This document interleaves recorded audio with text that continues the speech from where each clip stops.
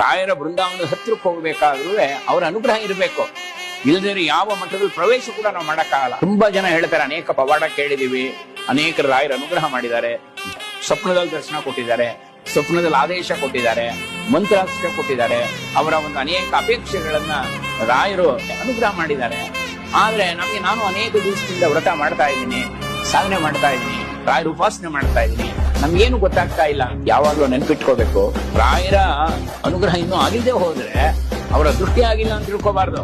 ನಾವ್ ಯಾವಾಗ ರಾಯರನ್ನ ಉಪಾಸನೆ ಮಾಡ್ತೀವೋ ಅವರ ದೃಷ್ಟಿ ನಮ್ಮ ಮೇಲೆ ಹರಿದಿರುತ್ತೆ, ಅದು ನಮಗ್ ಗೊತ್ತಾಗಲ್ಲ. ನಮ್ಮ ಪ್ರಾರಬ್ಧ ಕರ್ಮ ಬಹಳ ಪ್ರಬಲವಾಗಿದ್ರೆ ಗುರುಗಳು ತಡೀತಾರೆ.